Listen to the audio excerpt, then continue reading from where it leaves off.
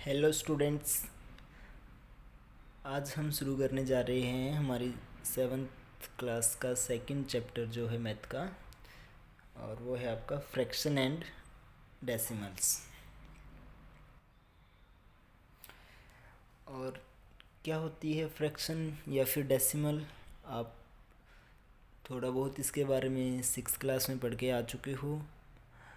Fraction क्या होता है? किसी भी चीज़ का जो हम टुकड़े करते हैं हम उनको फ्रैक्शंस बोल सकते हैं, लेकिन उसके लिए एक कंडीशन होती है कि मान जैसे आप लोगों ने पिज़्ज़ा देखा होगा, खाया होगा, अगर नहीं खाया तो कहीं टीवी में या कहीं पे भी देखा होगा। आपने देखा है कि उसमें कट लगे हुए होते हैं ना, पीसीज ऐसे सर्कुलर टाइप का होते हैं और ऐसे ऐसे टुकड़े उसमें बने हुए होते हैं, राइट। तो यहाँ पे ध्यान देने वाली बात ये है, हम फ्रैक्शन में इसका क्यों जिक्र कर रहे हैं, क्योंकि जो ये सभी पार्ट्स हैं ना इसके, ये वाला पार्ट्स, ये वाला पार्ट्स या कोई भी इनमें से कोई भी, सभी के सभी आपस में क्या होते हैं, इक्वल होते हैं। अब यहाँ पर ये देखिए कि ये जो अगर इसको आप कुछ भी मान सकते हो, पिज़्ज़ा मानो या सर्कल मानो, जो आपकी मर्ज़ी है, कि भाई इसको हमने कितने पार्ट्स में डिवाइड कर दिया है, 1 2 3 4 5 6। तो टोटल कितने पार्ट्स बना दिए हमने? 6। और 6 के 6 कैसे पार्ट्स हैं? इक्वल पार्ट्स हैं। तो अब अगर ये बात आए कि कलर्ड रीजन कितना है इसमें, अब जो ये हमने डार्क कर दिया है मैंने, वो ये रीजन जो है अक्षेत्र, ये कितना है? एक हिस्सा डार्क है ना, और टोटल हिस्से कितने हैं? 6। तो डार्क हिस्से को अगर आपको लिखना होगा तो यहाँ पे क्या लिखेंगे हम? 1/6। तो ये जो अब 1/6 हो गई, ये क्या बन गई? एक फ्रैक्शन बन गई। यानी कि अब ये इसको हम बोलते हैं बार, और बार से जो ऊपर वाला है इसको आप बोलोगे न्यूमरेटर, और जो नीचे है बार के बिलो है उसको आप बोलोगे डेनोमिनेटर। ठीक है। अब ये न्यूमरेटर और डेनोमिनेटर फ्रैक्शन के केस में क्या शो करते हैं? न्यूमरेटर तो वो है कि जिन टुकड़ों की हम बात कर रहे हैं, वे जितने हिस्से की हम बात कर रहे हैं। और डेनोमिनेटर क्या है कि जिस भी वस्तु के या जिस भी ऑब्जेक्ट के वो हिस्से हमने किए हैं उसके टोटल हिस्से कितने हैं, यानी कि डेनोमिनेटर क्या हो गया? Total parts. और जो न्यूमरेटर है वो क्या हो गया आपका? जितने पार्ट्स हमने लिए हैं, टेकन पार्ट्स, या फिर जितने पार्ट्स का हमने जिक्र किया है, यानी ठीक है। बट ध्यान रखना है फ्रैक्शन है तो यानी कि वो सभी पार्ट्स इक्वल है। ऐसा नहीं है कि मान लो ये कोई शेप है और मैं अब इसको देखो, इसने इस लाइन ने इसको 2 पार्ट्स में डिवाइड कर दिया, ये फर्स्ट और ये सेकंड, लेकिन यहाँ पर डिफरेंस है। अब इसको अगर मैं कलर भी कर दूँ यहाँ पर, तो हम ये नहीं बोल पाएंगे, डार्क अगर कर दिया, कि भाई 1/2 पार्ट इसका डार्क हमने कर दिया है। क्यों नहीं बोल पाएंगे? क्योंकि हमें पता है कि भाई ये जो ये वाला जो डार्क वाला हिस्सा है, ठीक है हमने 2 हिस्से किए हैं, लेकिन ये तो छोटे बड़े हो गए ना, ये तो छोटा है ये बड़ा है, तो इसको 1/2 फ्रैक्शन लिखना गलत होगा। 1/2 का मतलब क्या होता है? हाफ, और हाफ का मतलब क्या होता है? आधा। आधा मतलब कि कंप्लीट का हाफ। तो वो तो नहीं हुआ ना। हाँ, 2 पार्ट जरूर हुए हैं भाई, टोटल पार्ट्स 2 हैं, एक का हम जिक्र कर रहे हैं। तो यही मैं आपको समझाने की कोशिश कर रहा हूँ कि फ्रैक्शन क्या होती है। किसी भी चीज़ को अगर हम पार्ट्स में डिवाइड करते हैं तो फिर उसमें से जितने पार्ट्स के बारे में हम जिक्र कर रहे हैं उसको हम ऊपर लिखते हैं, टोटल जितने पार्ट्स में हमने डिवाइड किया है उसको हम नीचे लिखते हैं। और ये जो सभी के सभी पार्ट्स जो हैं वो आपस में क्या होने चाहिए? इक्वल होनी चाहिए, तभी हम उसको क्या बोलेंगे? फ्रैक्शन। और तभी उसको फ्रैक्शनल नंबर के रूप में हम उसको लिख पाएंगे। ठीक है। अब 1/6 को हम क्या बोलेंगे कैसे इसको? अगर फ्रैक्शनल पार्ट के रूप में आपको बोलना है तो इसको हम बोलेंगे 1, ऊपर वाला एज इट इज़, और नीचे जो है, अब 6 है तो TH, सिक्स्थ, 1/6। 1/6 यानी कि छठा हिस्सा किसी भी चीज़ का। ठीक है। उसी तरीके से मान लीजिए कि आपको 2/3 बोला जाए, तो 2/3 का मतलब क्या है? भाई मान लो आपको ये बोला गया है कि 2/3 part of a field is cultivated with wheat crop. भाई 2/3 पार्ट जो कोई खेत है उसके 2/3 पार्ट में क्या उगाई गई है, गेहूँ। तो उसका मतलब क्या है कि 2/3 को हम फ्रैक्शनली कैसे लिखेंगे, जो शुरू में है वो न्यूमरेटर, फिर नीचे डिनोमिनेटर के रूप में क्या लिखेंगे, थर्ड। थर्ड आपको पता है यानी कि किसके लिए यूज हुए हैं, 3 के लिए। तो यानी कि 2/3 मीन्स 2 पार्ट्स में यहाँ पर मान लो कि गेहूँ उगाई गई है, और ये सभी तीनों, ये पूरा खेत ये था, तीनों के तीनों पार्ट क्या थे, इक्वल हैं, तब जाके उसको हम 2/3 बोलेंगे। ठीक है, बट 2 पार्ट्स में गेहूँ हैं, एक में नहीं है। क्लियर। तो ये हो गया आपको फ्रैक्शन। अब एक चीज़ और देखनी है आपको कि आप सोच रहे होंगे, अगर आपको याद आ रहा हो तो पिछले साल ना हमने फ्रैक्शन के साथ में एक और नंबर के बारे में हमने जिक्र किया था, real number, not real number, rational number. अगर याद है तो देखो, फ्रैक्शन और रैशनल नंबर में डिफरेंस क्या है। ओके, अगर पिछले साल कोई बच्चा नहीं था या बाई चांस नहीं हुआ आपकी क्लास में डिस्कस, तो भी आपको सीखना है कि फ्रैक्शन और रैशनल नंबर में क्या डिफरेंस है। अब फ्रैक्शन तो क्या हो गया, पार्ट्स, यानी कि ठीक है, एक ऐसा नंबर जिसको अगर डेफिनेशन के तौर पे आप बोलोगे कि भाई हम उसको p/q की फॉर्म में लिखते हैं, जहाँ पर q 0 नहीं है, पहली बात। और दूसरी बात क्या है कि जो p है, sorry, p and q both, दोनों के दोनों क्या हैं, वूल नंबर हैं। क्या हैं, वूल नंबर में से होंगे। यहाँ पर नेगेटिव इंटीजर्स नहीं आ सकते। फ्रैक्शन के केस में आप ऐसा कुछ नहीं बोल सकते कि -2/3 जो है वो एक फ्रैक्शन है। This is not possible. So but rational number क्या होता है कि उसको भी हम लिखते तो p/q की फॉर्म में ही हैं। यानी कि p/q का मतलब ये नहीं है कि p और q लिखते हैं, p और q की जगह पे कोई भी इंटीजर आप यूज़ कर सकते हो। इस केस में यहाँ पर आप इंटीजर यूज़ नहीं कर सकते, यानी कि p/q है, और कंडीशन वही है इसका भी कि q 0 नहीं होना चाहिए, पहली बात। और दूसरी बात, जो p और q है ना, p एंड q जो हैं, ये क्या होने चाहिए, ये सभी के सभी इंटीजर होने चाहिए। सिर्फ q को छोड़ के, कि q एक बार 0 नहीं हो सकता, 0 को छोड़ के कुछ भी हो सकता है, माइनस में, प्लस में, तो उसको हम बोलते हैं रैशनल नंबर। तो यानी कि कहने का मतलब क्या हुआ कि जो -3/8 है, ये क्या है, रैशनल नंबर है। ये -3/8 क्या है, एक रैशनल नंबर है, ये फ्रैक्शन नहीं है।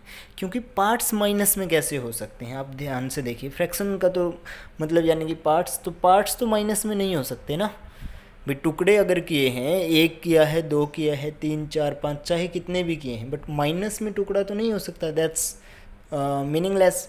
सो इसलिए यानी कि that is the only difference between fraction and rational number, कि जो फ्रैक्शन होता है उसको भी हम p/q की फॉर्म में लिखते हैं, लेकिन वहाँ पर जो p और q है, यानी कि जो न्यूमरेटर और डिनोमिनेटर हैं, वो किस में से होने वाले हैं, सिर्फ वोल नंबर में से रहेंगे, बस q 0 नहीं हो सकता किसी भी केस में। और जो इंटीजर है, सॉरी, जो रैशनल नंबर है ये वाला, वहाँ पर क्या है, लिखते उसको भी p/q की फॉर्म में है, q वहाँ पर भी 0 नहीं हो सकता, लेकिन जो p और q है वो क्या होने वाले हैं वहाँ पे, इंटीजर। यानी कि अब ये मतलब नहीं है बट इस बात का कि जो 3/8 है वो रैशनल नंबर नहीं है। 3/8 रैशनल नंबर भी है और 3/8 एक फ्रैक्शन भी है, लेकिन -3/8 सिर्फ रैशनल नंबर है। सो आई होप कि अब आपको डिफरेंस समझ में आ गया होगा, क्योंकि इंटीजर जो होते हैं, आपने पिछले चैप्टर में मैंने स्टार्टिंग में बताया था आपको कि इंटीजर क्या होते हैं, उसमें नेगेटिव इंटीजर्स, 0 और पॉजिटिव इंटीजर्स, यानी कि वोल नंबर्स और नेचुरल नंबर जो हैं वो सभी आते हैं। क्लियर। सो अगर आपसे कोई पूछे कि what is the difference between fraction and rational number, तो आप वहाँ पर बताओगे कि भाई जो फ्रैक्शन होती है या फ्रैक्शनल नंबर जो होता है, वहाँ पर क्या है कि जो न्यूमरेटर और डिनोमिनेटर होते हैं वो क्या होने चाहिए, वोल नंबर में से ही कुछ ना कुछ होना चाहिए, बस जो डिनोमिनेटर है वो 0 नहीं होना चाहिए। लेकिन जो रैशनल नंबर है उसके केस में क्या हो सकता है कि जो न्यूमरेटर या डिनोमिनेटर में से वोल नंबर के साथ साथ वो क्या भी हो सकते हैं, इंटीजर्स भी हो सकते हैं, यानी कि नेगेटिव इंटीजर्स भी उसमें आप इंक्लूड कर सकते हो, बस क्यू को ज़ीरो नए यूज़ करके। ठीक है, तो यानी कि अब कहने का मतलब क्या हो गया कि जितनी भी फ्रैक्शन हैं सारी की सारी फ्रैक्शन क्या हैं, रैशनल नंबर है। क्यों? क्योंकि फ्रैक्शन में हम क्या यूज़ कर रहे हैं, वोल नंबर, और यहाँ पे इंटीजर। और वोल नंबर क्या, सारे के सारे वोल नंबर किस में होते हैं, इंक्लूड इंटीजर में। सो दैट्स द रीज़न कि all fractions are rational number, ये ट्रू है। But all rational number are fraction, ये गलत है। उसका एग्जाम्पल ये हो गया कि -3/8 is a rational number but not fraction. Clear? So अभी तक आपने सीखा है बेसिकली कि जो फ्रैक्शन होती है वो क्या होती है। फ्रैक्शन इज़ व्हाट, कि जब भी हम किसी भी चीज़ को डिवाइड किन्हीं इक्वल पार्ट्स में डिवाइड करते हैं, तो फिर उसको अगर हम लिखना चाहते हैं, मैथमेटिकली रिप्रेजेंट करना चाहते हो आप उसको, कि मान लो आपके पास एक चौक था, या चौक छोड़ो, कि आपके पास एक प्लॉट है और उसको 4 भाइयों में आपस में बांटना है, तो उसके क्या करेंगे, हम 4 इक्वल टुकड़े करेंगे ना। ये तो नहीं है कि 4 टुकड़े कर देंगे, एक छोटा एक बड़ा, एक बहुत बड़ा एक बहुत छोटा, इस टाइप से तो नहीं होता। यानी कि चारों इक्वल पार्ट्स करेंगे, फिर जिसको मतलब एक एक हिस्सा सबको मिल जाएगा। तो यानी कि फ्रैक्शन में क्या होता है, जो भी पार्ट्स होते हैं वो सभी के सभी क्या होते हैं, equal. So that's what the definition of fraction. Fractional number is a number which can be represented in the form of p by q, where q is not equal to 0 and both p and q are belongs to किससे, whole number. Clear? चलो अब fraction के बारे में आगे हम और सीखते हैं। अब हम बढ़ते हैं टाइप ऑफ फ्रैक्शंस, या फिर एक टाइप ऑफ फ्रैक्शन से पहले एक अलग टाइप की जो फ्रैक्शन होती है उसको हम बोलेंगे, वो टाइप ऑफ फ्रैक्शन में इंक्लूड नहीं होती है। ये होता है आपका इक्विवेलेंट फ्रैक्शन। अब इक्विवेलेंट फ्रैक्शन क्या होती है, फ्रैक्शंस यानी कि दो फ्रैक्शंस को हम इक्विवेलेंट कब बोलेंगे। अब मान लीजिए कि आपके पास कोई ऑब्जेक्ट है या कुछ भी चीज़ है, जैसे कि ये सर्कल है, हमने इसको क्या किया, 2 पार्ट्स में डिवाइड कर दिया, राइट। तो एक को हमने कलर्ड यहाँ पर एक पार्ट को कर दिया, तो इसको अगर हमने कलर्ड पार्ट को फ्रैक्शनली रिप्रेजेंट करना है तो हम क्या बोलेंगे, क्योंकि दोनों इक्वल पार्ट्स में हमने डिवाइड किया है, एक को कलर किया है दूसरे को नहीं किया, तो इसको हम क्या बोलेंगे भाई, ऊपर क्या लेंगे, जितने अगर कलर्ड की बात हो रही है तो 1 ऊपर, क्योंकि एक पार्ट कलर्ड है, नीचे टोटल पार्ट्स कितने हैं, 2, यानी कि 1/2। ठीक है, उसी तरीके से मान लीजिए कोई और दूसरा सर्कल है आपके पास, और उसको ना आपने 4 पार्ट्स में डिवाइड कर रखा है। अब जैसे यहाँ पर तो हमने 1/2 और 4 पार्ट्स में डिवाइड करके उसके हमने किन्हीं भी 4 इक्वल पार्ट्स में, ध्यान रहे फ्रैक्शन की बात है तो अब अंडरस्टूड है ये बात कि जो पार्ट्स हैं वो सभी क्या होने वाले हैं, इक्वल पार्ट्स हैं। तो इसको हम क्या बोलेंगे, अब यहाँ पर ये 2 पार्ट्स हो गए हैं, हमने कितने पार्ट्स को कलर्ड कर दिया, 2 पार्ट्स को। तो अगर कलर्ड पार्ट्स के लिए फ्रैक्शनली हमें उसको रिप्रेजेंट करना है तो हम क्या लिखेंगे, ऊपर जितने पार्ट्स कलर्ड हैं, नीचे टोटल पार्ट्स कितने थे, 4, 2/4। अब देखिए कि जो ये 1/2 और 2/4 है, या फिर एक और हम एक्सप्लेन करते हैं कि ये दोबारा से कोई सर्कल है, वहाँ पर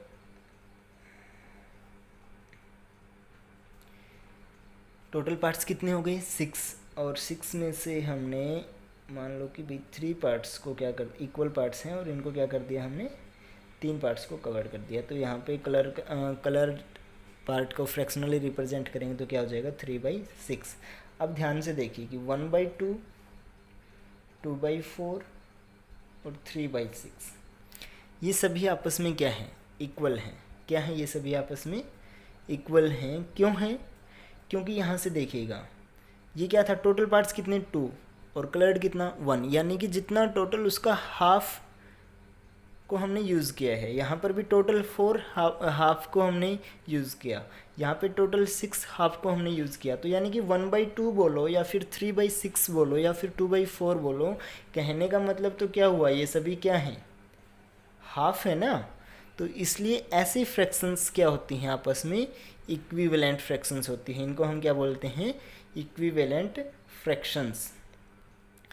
तो उसके लिए क्या होता है, अगर आपको मतलब कि कोई दो फ्रैक्शन दी गई हैं और आपको चेक करना है कि वो इक्विवेलेंट हैं या नहीं है, तो उसके लिए क्या है कि मान लो कि आपके पास दो फ्रैक्शन दे दिया गया आपको, एक a/b और दूसरा है c/d। तो हम उसको इक्विवेलेंट कब बोलेंगे? देखिए ये दोनों आपस में क्या है, यहाँ से समझिए आप, ये दोनों मान लो कि ये a/b है और ये c/d है कुछ भी, तो यहाँ से देखिएगा इन दोनों की मल्टीप्लाई, क्रॉस मल्टीप्लाई जो आप करते हो, अगर इन दोनों की मल्टीप्लाई करेंगे तो 2 2 जा कितना आया 4, और इन दोनों की मल्टीप्लाई करेंगे कितना आया 4 1 जा 4, तो 4 = 4 हुआ ना।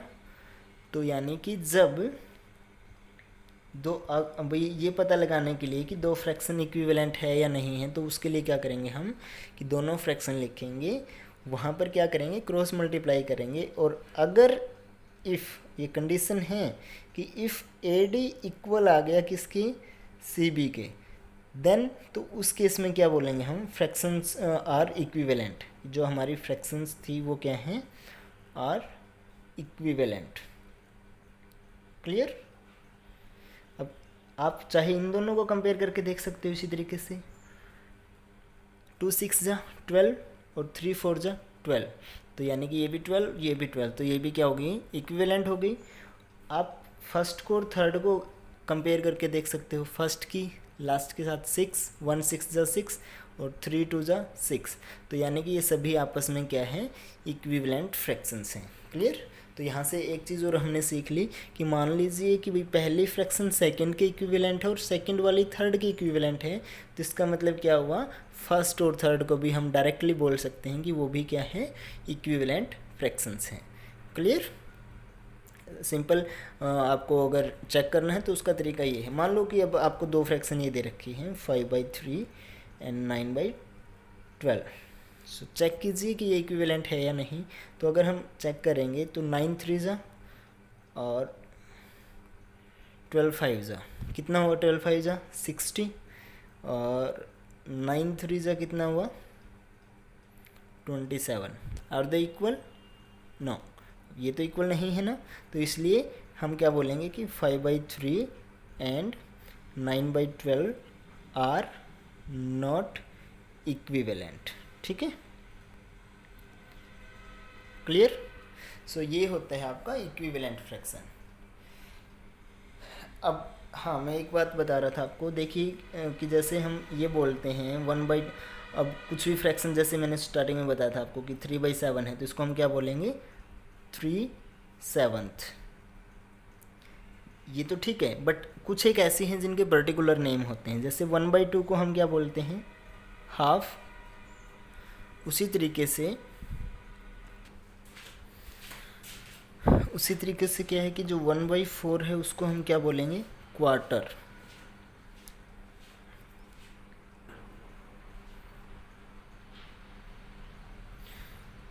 और सिंपली अब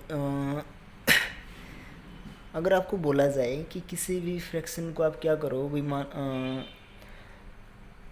क्वार्टरली चेंज कीजिए या एक्सप्रेस करो भाई, मान लो कि 1/2 आपको दे रखा है, ये फ्रैक्शन आपको दे दी और बोला गया है कि इसको एक्सप्रेस करना है, एक्सप्रेस 1/2 एज 6th।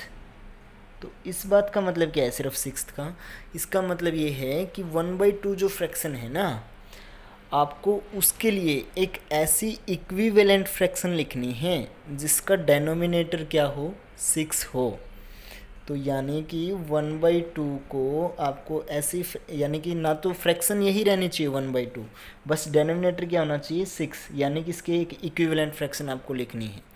तो उसके लिए हम ऊपर क्या लिखना पड़ेगा, अब ये डेफिनेशन आ गई ना यहाँ पे काम में कि इक्विवेलेंट जो फ्रैक्शंस होती हैं तो वहाँ पर क्या होता है A/D इक्वल होता है B/C। तो ये अगर हमें नहीं पता है 6th करना था तो इसको दिखा दिया ये और ऊपर लिख दिया x। तो यहाँ से क्या करेंगे कि बिकॉज ये नहीं लगाएंगे अभी, बिकॉज क्या है फ्रैक्शंस आर इक्विवेलेंट, क्योंकि वो इक्विवेलेंट है, सो क्या हो जाएगा 1 × 6 इक्वल हो जाएगा किसकी 2 × x की। तो यहाँ से आप x की वैल्यू निकालोगे तो 1 × 6 6, 2 वहाँ से इधर आके डिवाइड में इज इक्वल टू एक्स, तो 6/2 यानी कि 3, तो एक्स की वैल्यू कितनी आ गई 3। तो 1/2 को अगर आपको सिक्स के रूप में रिप्रेजेंट करना था तो वो क्या हो गया है, ऊपर कितना 3 नीचे 6, 3/6, और 3/6 का भी मीन्स तो क्या रहेगा 1/2 ही रहेगा ना, क्योंकि 3/6 हाफ ही है वो भी, 3×2 = 6 होता है। क्लियर, ये चीज़ आई समझ में। अच्छा दोबारा देखते हैं कि आपको क्या बोला जाएगा कि एक्सप्रेस करना है आपको 1/2 को एज किसके रूप में, सिक्स्थ के रूप में।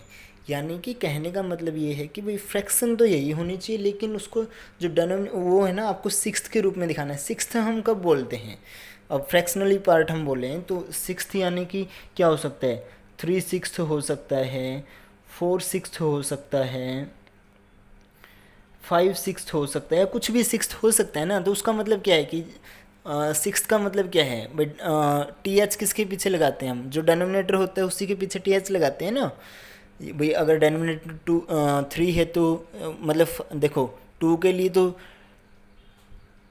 टूथ नहीं लिखते हैं हम ट्वाइस, या फिर हाफ, सिंपल हाफ बोल देते हैं। 3 के लिए थर्ड लिखते हैं। अब 4 से शुरू होके आगे हम कुछ भी है 4, 5, 6, 7, 8, 9, तो वहाँ पर फोर्थ, फिफ्थ, सिक्स्थ लिखेंगे ना। तो उस तरीके से यानी कि अगर सिक्स्थ में रिप्रेजेंट करना है तो कहने का मतलब ये है कि भैया 1/2 को एक ऐसी फ्रैक्शन बनाइए, यानी कि एक ऐसी इक्विवेलेंट फ्रैक्शन लिखिए 1/2 के लिए जिसका डेनोमिनेटर क्या हो 6। अब देखिए हमने लिख दिया इसको, जैसे कि अब x की वैल्यू यहाँ पे क्या आ गई 3 आ गई। तो मान लीजिए ये क्वेश्चन है आपका कि express 1/2 as quarters, sixth, eighth, twelfth, 16th। तो यानी कि क्या हो गया अभी 1/2 को आपको क्वार्टर्स के रूप में एक्सप्रेस करना है। तो हम क्या करेंगे, तो हमें सिंपली क्या करना है कि यानी कि 1/2 को आपको क्या करना है, एक ऐसी फ्रैक्शन के रूप में बनाना है। देखो क्वार्टर के लिए एक अलग से बनेगी, सिक्स्थ के लिए अलग से बनेगी, एट्थ के लिए अलग से, ट्वेल्थ के लिए अलग से और 16th के लिए अलग से। ठीक है, तो हम क्वार्ट्स के लिए हम पहले बना रहे हैं। तो वहाँ पर क्वार्ट्स का मतलब यानी कि अभी बताया था मैंने कितने पार्ट्स, 4 इक्वल पार्ट्स। तो यानी कि भाई पार्ट्स कितने हैं, अगर 4 हैं, टोटल पार्ट्स कितने हैं 4 हैं, तो उस समय 1/2 का इक्विवेलेंट क्या बनेगा। तो इस केस में क्या होने वाला है, आप देखो इसको चाहो तो डायरेक्ट भी कर सकते हो, बट डायरेक्ट नहीं करने हैं आपको। सिंपली आप क्या करोगे, ऊपर देखो डेनोमिनेटर तो आप उसके अकॉर्डिंग चूज़ करोगे जिसके रूप में आपको उसको शो करना है, एक्सप्रेस करना है। तो क्वार्टर्स के रूप में एक्सप्रेस करना है तो आपको 4 ही लिखना पड़ेगा डेनोमिनेटर। जब सिक्स के रूप में करोगे तो वहाँ पे 6 ही लिखना पड़ेगा। एट्थ के रूप में करोगे तो 8 ही लिखना पड़ेगा आपको। ठीक है, बट जो न्यूमरेटर है वो इसके अकॉर्डिंग आएगा, तो इसलिए हमें नहीं पता अभी क्या आएगा। तो वहाँ पे आप x डालो या कोई भी वाइड्स ABC कुछ भी डाल लो। तो अब क्या करो, वो लाइन लिख दो कि बिकॉज दीज आर इक्विवेलेंट, क्योंकि इक्विवेलेंट है तो क्या हो जाएगा, देन फिर क्या होने वाले हैं 1/4 इक्वल रहेगा किसके, यानी कि क्रॉस मल्टीप्लाई हम कर रहे हैं 1 ये एरो नहीं लगाना आपको, सिर्फ समझाने के लिए कि 1/4 इक्वल हो जाएगा किसके 2x के। तो वहाँ से x की वैल्यू क्या आ जाएगी, यहाँ तो ये वाला 4 हो गया इज इक्वल टू 2x, 2 उधर मल्टीप्लाई में है इधर आके डिवाइड में, तो x की वैल्यू कितनी आ गई आपकी 2। तो क्या हो गया भाई 1/2 इक्वल हो गई किसके, अब x की जगह पे 2 डाल दो 2/4। तो ये आपने रिप्रेजेंट कर दिया इसको क्वार्टर के रूप में, क्वार्टर्स के रूप में रिप्रेजेंट किया। तो क्या हो गया 1/2 का क्या हो गया 2/4। उसी तरीके से मैं एक और करवा रहा हूँ इनमें से। मान लीजिए कि आपको 12th करना है, यानी कि 1/2 को 12th के रूप में एक्सप्रेस करना है। तो हम क्या करेंगे 1/2 इज इक्वल टू 12। ठीक है, सेम यहाँ पर कि बिकॉज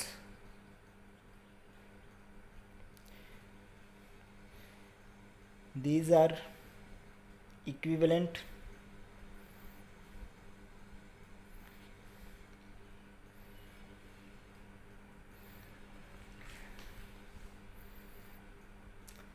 देन अगर इक्विवेलेंट है तो क्या हो जाएगा फिर 1/12 इक्वल हो जाएगा 2 x क्योंकि इक्विवेलेंट होती हैं तो क्या होता है A D is equal to B सी।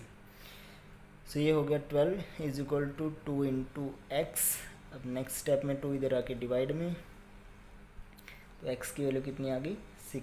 तो 1/2 किसके इक्वल हम लिख सकते हैं यहाँ पर, x की जगह पे, यहाँ पर x लिखिए, x की जगह पे क्या डाल दो 6/12। तो ये हो गया 12th के रूप में एक्सप्रेस। ठीक है भाई, हमने देखो फ्रैक्शन को चेंज नहीं किया, वैल्यू जो है वही रह रही है। 6/12 का भी मतलब 1/2 ही होता है, बट हाँ हमने उसको रिप्रेजेंट कर दिया किसकी फॉर्म में, एक्सप्रेस कर दिया 12ths की फॉर्म में। यानी कि अब इसको हम क्या बोल सकते हैं 6/12 बोलेंगे ना, इसको हम क्या बोल सकते हैं 2/4 बोलेंगे ना, तो इस तरीके से, या क्वार्टर्स। ठीक है 2 quarters. So that's how you will convert fractions into, express करने का तरीका कि कैसे एक्सप्रेस करोगे। तो अभी आपको ये 6th और जो बच गया 8th या 16th ही आप खुद करोगे, फेयर कॉपी में भी आपको इसी तरीके से करना है। क्लियर?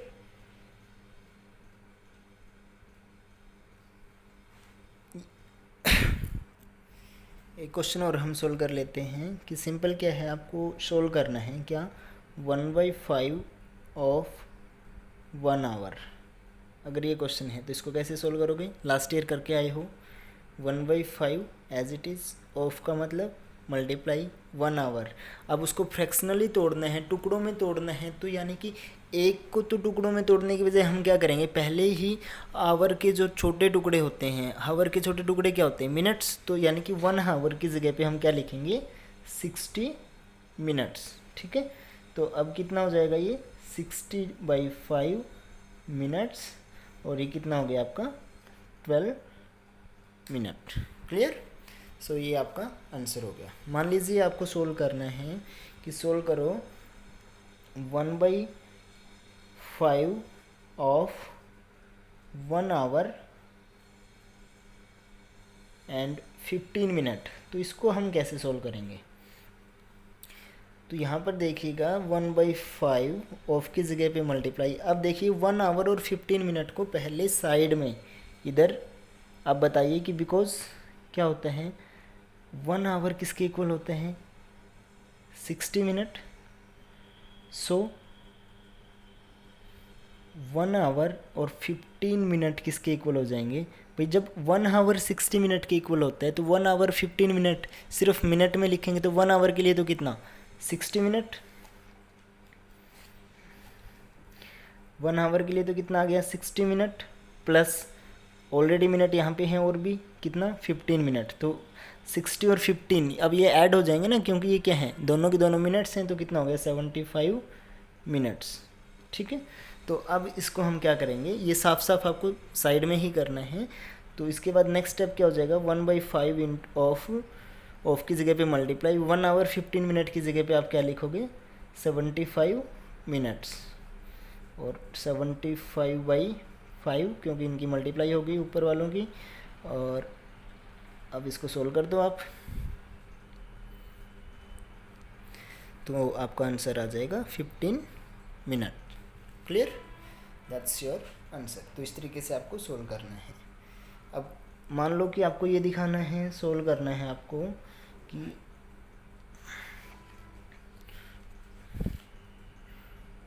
2/3 ऑफ अ वीक, एक वीक का 2/3, तो उसको आप कैसे करोगे 2/3 ऑफ की जगह पे मल्टीप्लाई अ वीक। वीक के छोटे टुकड़े क्या होते हैं डेज, तो एक वीक में कितने दिन होते हैं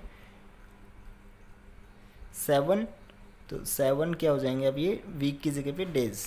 तो यानी कि अब अगर कट होता है तो कट करो, नहीं होता है तो सिंपल, लेकिन न्यूमरेटर से न्यूमरेटर को कट मत कर देना कहीं पे। तो 7 2 जा 14/3 डेज, ये आपका क्या आ गया आंसर। ठीक है,